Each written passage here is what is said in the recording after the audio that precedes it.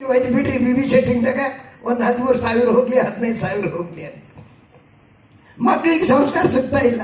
Principal sir ಭಾಳ ಒಳ್ಳೆ ಮಾತು ಹೇಳಿದ್ರು, ನಮ್ಮ ಸರ್ಟಿಫಿಕೇಟ್ ಜೊತೆಲಿ ನಮಗೆ ಸಂಸ್ಕಾರ ಬೇಕು ಅಂತ. ಮೊಟ್ಟ ಮೊದಲು ಮಕ್ಕಳಿಗೆ ತಂದೆ ತಾಯಿ ಸಂಸ್ಕಾರ ಬೇಕು. ಆ ಸಂಸ್ಕಾರ ನಾವು ಕೊಡ್ತಾ ಇಲ್ಲ. ತಲೆ ವಜ್ಜೆ ಮಕ್ಕಳಂದರೆ ಇವತ್ತಿನ ದಿವಸ ಸಂತೋಷ ಇಲ್ಲ. ಯಾಕಂದ್ರೆ ಮನೆಗೆ ಆಡಿಸ್ಲಿಕ್ಕೆ ಆಯಿ ಮುದ್ದೆ ಇಲ್ಲ, ತಂದೆ ತಾಯಿ ಇಬ್ಬರು ನೌಕರಿ ಮಾಡ್ತಾರೆ, ಮಕ್ಕಳು ಪರದೇಶಿಗಳು, ತಂದೆ ತಾಯಿ ಇದ್ದು ಸಹಿತ ಪರದೇಶಿಗಳು. ಆಯಾ ಕೈಯಲ್ಲಿ ಬೆಳಿಬೇಕು. ಬೆಳಿಲಿಕ್ಕೆ ಬೇಡ ಅಂತ ಹೇಳ್ತಾ ಇಲ್ಲ, ಆದರೆ ನಾವು ಅವ್ರಿಗೆ ಸಂಸ್ಕಾರಯುಕ್ತ ಬೆಳೆಸ್ತಾ ಇಲ್ಲ. ಅದು ಯಾಕೆ ಆಗ್ತದೆ ಆ ರೀತಿ ಅಂತಂದರೆ, ತಮಗೊಂದು ಕಥೆ ಗೊತ್ತಿರ್ಬೋದು. ಶಿವಾಜಿ ಮಹಾರಾಜರು ಒಳ್ಳೆಯ ರೀತಿಯಿಂದ ಶೂರಾದರು, ನಮ್ಮ ದೇಶಕ್ಕೆ ಕಡಿದ್ರು. ಅದೆಲ್ಲ ಇಷ್ಟು ನಾನೇನು ನಿಮ್ಗೆ ಹೇಳಲಿಕ್ಕೆ ಹೋಗೋದಿಲ್ಲ, ನೀವೆಲ್ಲ ಒಳ್ಳೆ ರೀತಿಯಿಂದ ಬಲ್ಲವರಿದ್ರಿ. ಜಿಜಾಮಾತ ಅವರು ಆ ಮಗುವಿಗೆ ರಾಜರ ಮನೆಯಲ್ಲಿ ಸರಿಯಾಗಿ ಬೆಳೀಲಿಕ್ಕೆ ಸಲುವಾಗಿ ಆಯಾ ಅವರು ಬೆಳೆಸ್ತಾ ಇದ್ರು. ಒಂದು ಸಲ ಏನೋ ಕೆಲಸಕ್ಕೆ ಜಿಜಾಮಾತ ಅವರು ಹೊರಗೆ ಹೋದಾಗ ಮಗು ಅಳ್ತಾ ಇದ್ದಾಗ ಆ ಆಯಾ ಮಗುವಿಗೆ ತನ್ನ ಮಲೆ ಹಾಲು ಉಣಿಸ್ತಾ ಇರ್ತಾಳೆ. ಅಷ್ಟರಲ್ಲಿ ಜಿಜಾಮಾತ ಬರ್ತಾರೆ. ಬಂದ ಕೂಡಲೇ ಒಮ್ಮೆಲೆ ಅವ್ರಿಗೆ ಸಿಟ್ಟು ಬರ್ತದೆ, ಯಾಕೆ ನೀನು ಮನೆ ಹಾಲು ಕುಡಿಸ್ತೀಯ? ಅಲ್ಲಿ ಯಾವುದು ಮೇಲೆ ಕೆಳಗೆ ಅಮ್ಮ ಬೇರೆ ಇಲ್ಲ. ಆದರೆ ಅವ್ರು ಕೇಳ್ತಾಳೆ, ಅಮ್ಮ ಕೂಸು ಅಳ್ತಾ ಇತ್ತು, ಅದಕ್ಕಾಗಿ ನಾನು ಕುಡಿಸ್ದೆ, ನೀವು ಬರ್ಲಿಕ್ಕೆ ತಡ ಆಗ್ತದೆ ಅಂತೇಳಿ ಮಾಡಿದೆ. ಇಲ್ಲ ಅಂಥೇಳಿ ಆ ಮಗುವಿಗೆ ಕುಡ್ದಿದ್ದ ಹಾಲನ್ನು ಉಲ್ಟಿ ಮಾಡ್ಲಿಕ್ಕೆ ಹಚ್ತಾಳೆ ತಾಯಿ ಜಿಜಾಮಾತ. ಆವಾಗ ಕೇಳಿದಾಗ ಹೇಳ್ತಾರೆ, ಅಮ್ಮ ನಾನು ನಿಮ್ಮ ಮನೆಗೆ ದಾಸಿ ಇದೆ, ನಾ ದಾಸಿಯಾಗಿದ್ದೀನಿ, ಗುಲಾಮ್ಲಾಗಿದ್ದೀನಿ, ಹೊಟ್ಟೆ ಪಾಡಿಗಾಗಿ ದುಡಿತೀನಿ ಅಂತ. ಆ ಹಾಲಿಂದು ಗುಣ ಮಗುವಿನಲ್ಲಿ ಹೋಯ್ತಂದ್ರೆ ಆ ಮಗು ತಲೆ ಎತ್ತಿ ಬೆಳೀಲಿಕ್ಕೆ ಸಾಧ್ಯ ಇಲ್ಲ. ಅದಕ್ಕಾಗಿ ನಾನು ಅದನ್ನು ಮಾಡಿದಮ್ಮ. ಅದಕ್ಕಾಗಿ ಜಿಜಾಮಾತ ಅವರು ಆ ಮಗುವಿಗೆ ಆ ಸಂಸ್ಕಾರ. ಇವತ್ತಿನ ದಿವಸ ತಾಯಿಯಂದ್ರೆ ಮಲಿ ಹಾಲು ಕುಡಿಸೋದಂತೂ ದೂರ, ಎಮ್ಮೆ ಹಾಲು ಸಹಿತ ಕುಡಿಸೋದಿಲ್ಲ, ಕುಡಿದ್ರು ಆಯಾನೇ ಕುಡಿಸೋದು. ಇಂಥ ರೀತಿ ಆದಾಗ ನಾವು ಒಳ್ಳೆ ಪ್ರಜೆಗಳು ಕೊಡ್ಲಿಕ್ಕೆ ಸಾಧ್ಯ ಇಲ್ಲ, ಒಳ್ಳೆ ಜನರ ನಿರ್ಮಾಣ ಮಾಡಲಿಕ್ಕೆ ಸಾಧ್ಯ ಇಲ್ಲ, ಒಳ್ಳೆ ಸಂಸ್ಕಾರ ಕೊಡ್ಲಿಕ್ಕೆ ಸಾಧ್ಯ ಇಲ್ಲ.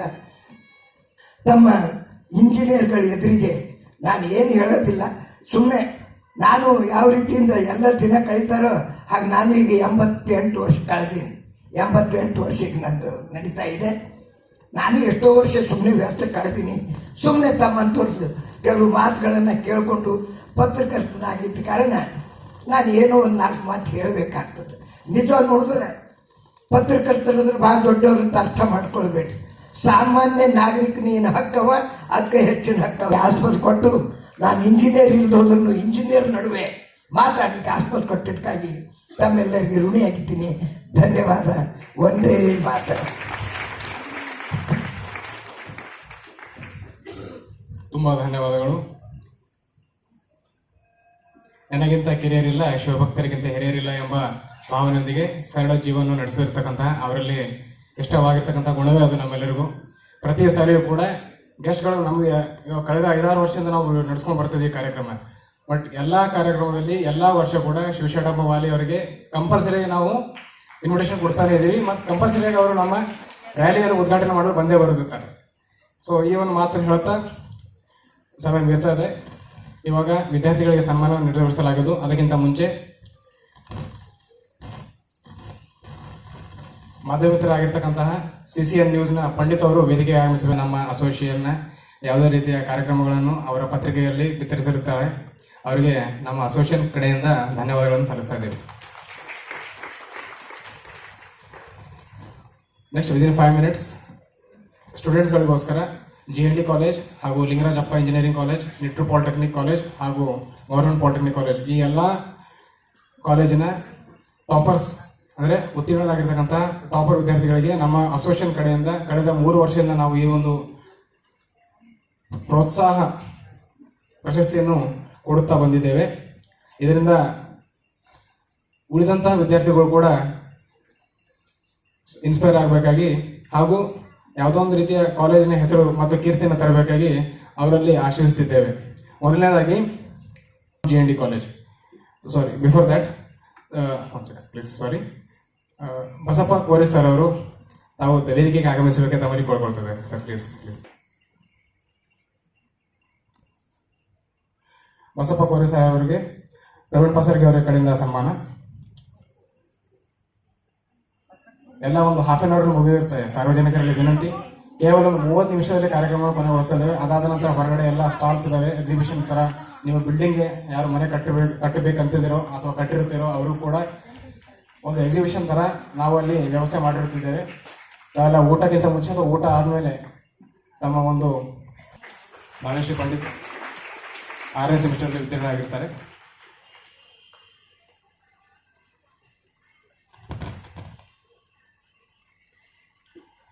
ವಿವಾ ಅಸೋಸಿಯೇಷನ್ ಪರವಾಗಿ ಒಂದು ಪ್ರಮಾಣ ಪತ್ರ ಹಾಗೂ ಒಂದು ಕಿರು trophy.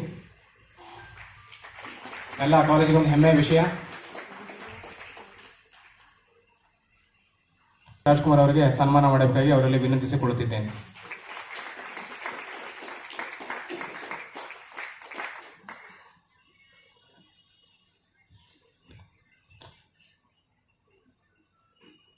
The next speech will be from Aditi, Team Karwan. Be ready, ma'am.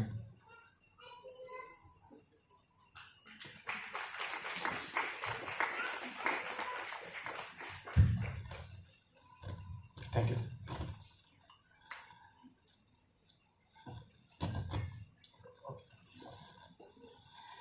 The last student will be Shivkumar Shankarappa from Nitru Polytechnic College. He is the topper for Nitru Polytechnic College, Shivkumar Shankarappa. Shivakumar Shankarappa ಅವರಿಗೆ ನಿಟ್ರು polytechnic ಕಾಲೇಜ್ನ ಪ್ರಾಂಶುಪಾಲರಾಗಿರ್ತಕ್ಕಂತಹ Basavaraj K Patil ಅವರು ಸನ್ಮಾನಿಸಬೇಕಾಗಿ ಅವರಲ್ಲಿ ವಿನಂತಿಸಿಕೊಳ್ಳುತ್ತಿದ್ದೇನೆ.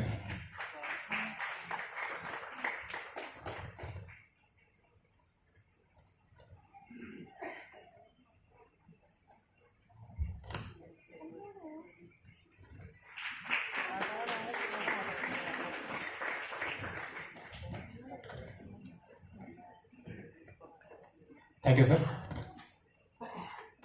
ಇದಾದ ನಂತರ ಯಾವುದೇ ರೀತಿಯ ಸನ್ಮಾನ ಇರುವುದಿಲ್ಲ. So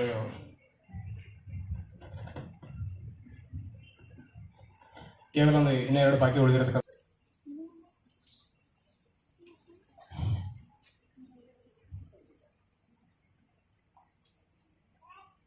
ಬೇಗ. बहुत धन्यवाद.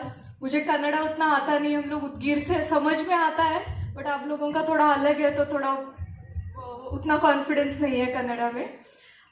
तो पहला ये है कि हम लोग उदगीर से है तो हमारे यहाँ पे पानी का बहुत ज़्यादा अंतर घूमने जाने की ज़रूरत नहीं है. आप लोग 40-50 किलोमीटर आ जाओगे तो आपको देखने मिलेगा, इतनी बुरी हालत चल रही है हमारी वहाँ पे. तो इसीलिए हम लोगों ने ये नहीं सोचा कि गवर्नमेंट क्या करेगी, किसने क्या किया है, पहले के लोगों ने क्या किया है. हमने we took the responsibility upon our self. तो हमने बोला कि हमको करना है. तो इसीलिए हम लोग जंगल उगाते हैं, हम लोग छोटे छोटे मिनी जंगल्स उगाते हैं. तो उसमें हमने आज तक 4000 पेड़ लगाए हैं.